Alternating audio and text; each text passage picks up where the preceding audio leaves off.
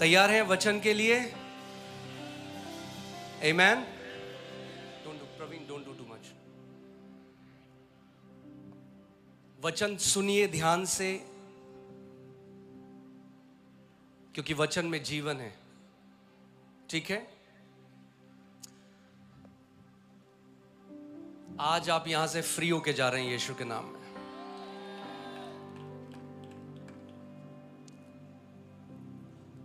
किसी भी चीज का जो दाम है वो इस बात से लगाया जाता है, या किसी भी चीज का जो प्राइस है, जो उसकी वैल्यू है, जो उसकी कीमत है, वो इस बात से लगाई जाती है कि कितना दाम कोई व्यक्ति उस चीज के लिए चुकाता है।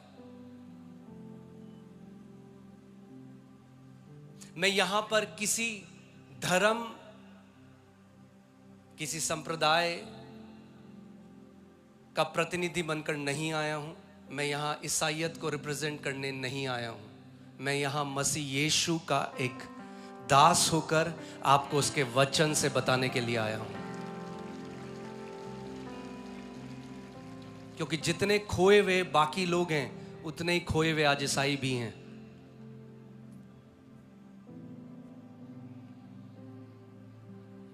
आमेन। मैं सच बोलने आया हूं और सच बोल के जाऊंगा।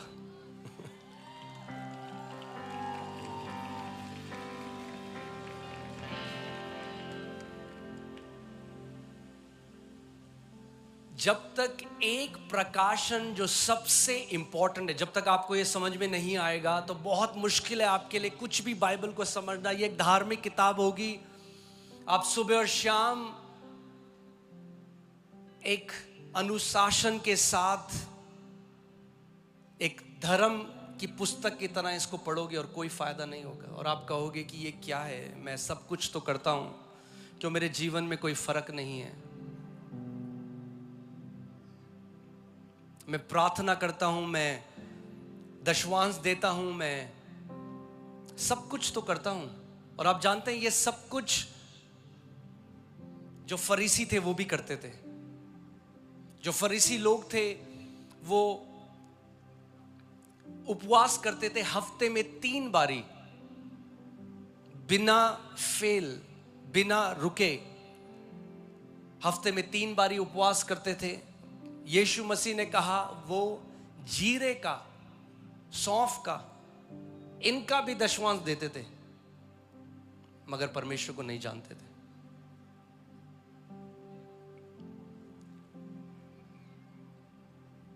आज कितने ऐसे लोग हैं जो उस पिता को नहीं जानते।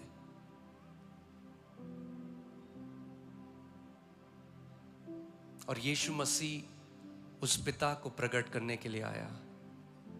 मत्ती 11:27 में उसने कहा, कोई पिता को नहीं जानता सिवाय पुत्र के, और जिस पर पुत्र उस पिता को प्रकट करे।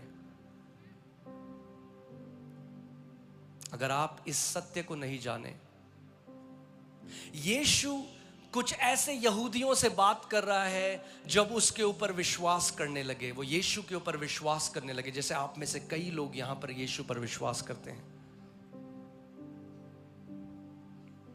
वो हमें कोई नया धर्म देने के लिए नहीं, हमें धर्म के हर एक बंधन से आजाद करने के लिए आया। उसने कहा, जिसको पुत्र स्वतंत्र करता है, सच में वो व्यक्ति स्वतंत्र है। आमेन। सो सबसे बड़ा प्रकाशन अगर आपको कभी मिल सकता है, अगर हमें कभी मिल सकता है परमेश्वर से, तो वो ये है कि परमेश्वर हम में से हर एक को कितना बेइंतहा प्रेम करता है। और इसी कारण परमेश्वर ने अपने पुत्र को इस जगत पे भेजा। आमेन। मगर इससे पहले मैं इस मैसेज में जाऊं, मैं आपको एक तस्वीर दिखाना चाहता हूं, एक पेंटिंग दिखाना चाहता हूं। अगर टीम उसको डाल दे स्क्रीन में। और ये जो पेंटिंग है, आप ये पेंटिंग देख सकते हैं। ये पॉल गॉन्गियन करके एक व्यक्ति है, उन्होंने ये पेंटिंग बनाई जिसका जो नाम है वो है व्हेन विल यू मैरी, यानी तुम कब शादी करोगे। आपको क्या लगता है ये पेंटिंग कितने की होगी? कोई गेस कर सकता है कि ये पेंटिंग कितने की होगी? 10 लाख? कितने लोग? 10 लाख? कोई 20? 1 करोड़? अरे मैं बात कर रहा हूं आपसे, आप बता सकते हैं, बोल सकते हैं, चीख सकते हैं, वहां से आवाज आ जाएगी। कितना लगता है आपको? 1 करोड़? ओके। और कोई? 5 करोड़? हाँ, 50 करोड़? वैसे अगर होते 50 करोड़ आपके पास, लेते आप ये तस्वीर? 50 करोड़ की लग रही है आपको ये तस्वीर? हाँ, नहीं लग रही ना। ये तस्वीर है 210 मिलियन डॉलर की, जो है 1760 करोड़ रुपए। 1760 करोड़ रुपए की ये पेंटिंग है। और कतरी एक जो फैमिली है, जो कतर से जो रॉयल फैमिली है, उन्होंने ये पेंटिंग ली है। क्यों आपको लगता है उन्होंने 1760 करोड़ इस पेंटिंग के लिए दिए? क्योंकि उन्होंने इसके अंदर एक वैल्यू, एक कीमत को देखा। और क्योंकि उन्होंने इस पेंटिंग की इतनी बड़ी कीमत को देखा, इसीलिए उस कीमत को चुकाना भी चाहा। आपको पैसा वेस्ट लगेगा, उनको पैसा वेस्ट नहीं लगा, क्योंकि वो जानते हैं कि ये जो पेंटिंग है वो बहुत कीमती है और आज दुनिया की दूसरी सबसे महंगी पेंटिंग है। क्योंकि किसी भी चीज का दाम पता लगता है उसकी कीमत जो दी जाती है। आप जानते हैं, जब परमेश्वर को आपको पाना था तो क्या कीमत उसने आपकी चुका दी। उसने अपने पुत्र को आपके लिए भेजा और उस पुत्र प्रभु यीशु मसीह ने अपने लहू का हर एक बूंद आपके लिए बहा दिया। और परमेश्वर का वचन कहता है कि तुम जो मोल लिए गए हो वो नाशवान सोने और चांदी से नहीं, मगर प्रभु यीशु मसीह के लहू से खरीदे गए हो। इसीलिए मैं आपको कहता हूं, आप में से हर एक व्यक्ति जो यहां पर मौजूद है वो कीमती है, क्योंकि परमेश्वर ने एक बड़ी कीमत आप सबके लिए चुकाई है। मेरे पीछे बोलो, मैं कीमती हूं। परमेश्वर मुझसे प्रेम करते हैं।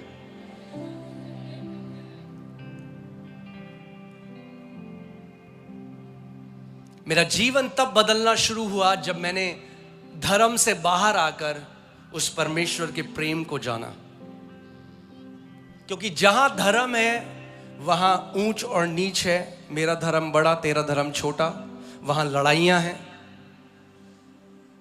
मगर परमेश्वर ने जगत से ऐसा प्रेम किया, एक कौम से नहीं, एक समुदाय से नहीं, उसने पूरे जगत से ऐसा प्रेम किया।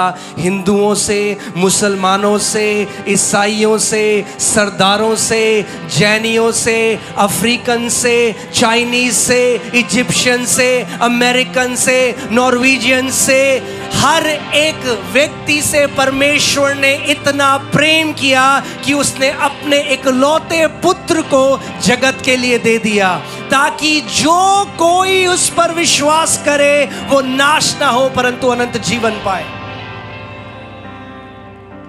इसमें कोई धर्म नहीं। आमीन। बहुत जरूरी है ये जानना कि आप कितने प्रेम किए गए हो। आज वो क्यों आपको चंगा करेगा? क्यों करेगा आपको चंगा? इसलिए कि यीशु मसीह, देख मैंने चढ़ावे चढ़ा दिए तेरे लिए इतने।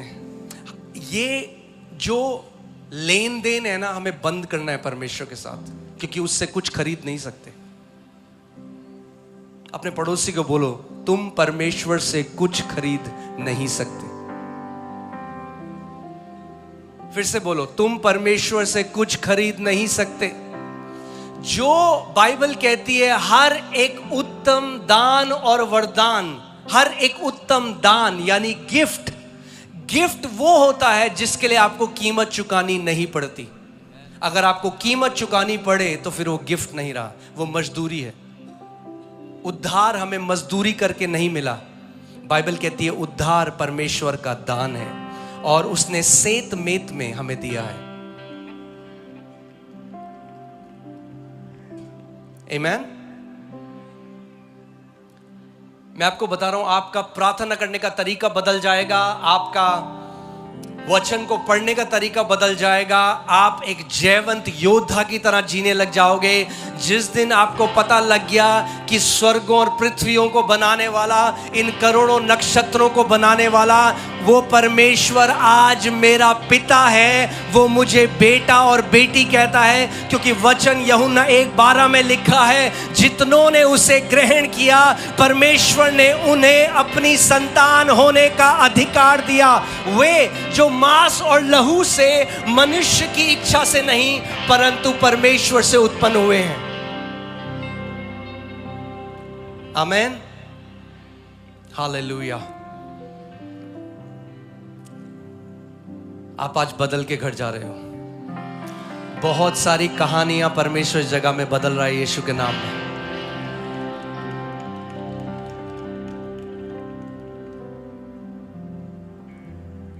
कितने लोग जानते हैं बाइबल कहती है यीशु राजाओं का राजा है? हाँ, सुना आपने? हाथ ऐसे करो अगर सुना। वो कौन से राजा हैं जिनका वो राजा है? हाँ, कौन से राजाओं का राजा है वो? प्रकाशित वाक्य 1:5-5-10 में लिखा है कि अब उसने हमें राजा और याजक बना दिया है। और आप जानते हैं राजा कभी भीख नहीं मांगते। अगर आपको आज ये प्रकाशन मिल गया कि आप कौन हो, आप कभी उस पिता से भीख नहीं मांगोगे। क्या यहां पे कितने लोगों के बच्चे हैं इस जगह में? मुझे हाथ दिखाइए अगर आपके बच्चे हैं। क्या आपके बच्चों को कभी भीख मांगनी पड़ी आपसे रोटी के लिए?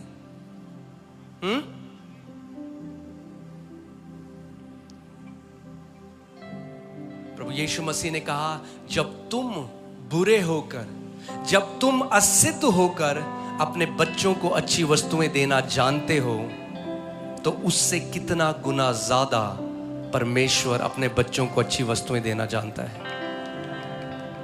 को भीख मांगने की जरूरत नहीं, आपको गिड़गिड़ाने की जरूरत नहीं, आपको अपना जीवन इस बात में बनाने की जरूरत है कि परमेश्वर मुझसे बेइंतहा प्रेम करता है, मैं उसका चहीता हूं।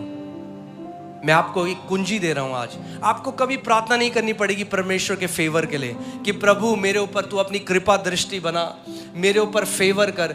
जिस दिन ये जान लोगे कि परमेश्वर मुझसे बहुत प्यार करता है, जहां जाओगे फेवर आपके पीछे जाएगा।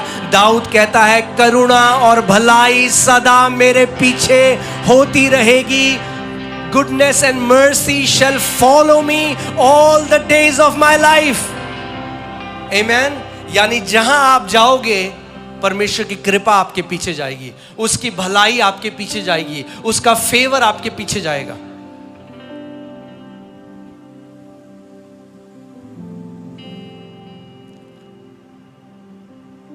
Amen. कितने लोगों ने यहां पे उड़ाऊ पुत्र के बारे में सुना है? वो उड़ाऊ पुत्र पिता से दूर चला गया। आज कितने लोग हैं जो ईसाई हैं मगर परमेश्वर से दूर हैं? केवल क्योंकि आपका नाम जॉन, डेविड ये है, इसका मतलब ये नहीं आप परमेश्वर के करीब हो। उसका आपके नाम से कोई लेना देना नहीं। ये धर्म के बारे में नहीं है, ये एक रिश्ते के बारे में है। आपने सुना मैंने क्या कहा? ये धर्म के बारे में नहीं है, ये एक रिश्ते के बारे में है।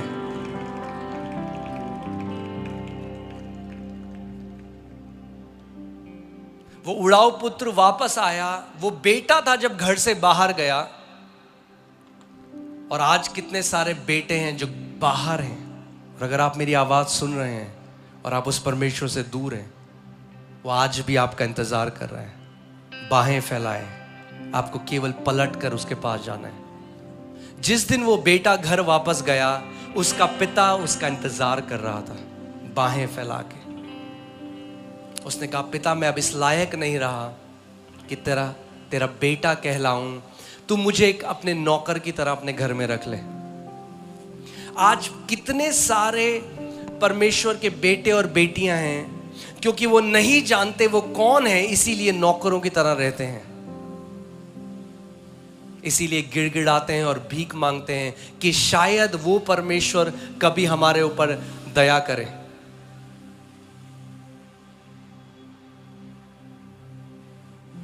मगर जैसे मैंने आपको कहा था कि जब आप अपनी कीमत जान जाओगे, जब आप उस क्रूस को देखते हो, वो क्रूस बताता है आपको कि आपकी कीमत कितनी बड़ी है।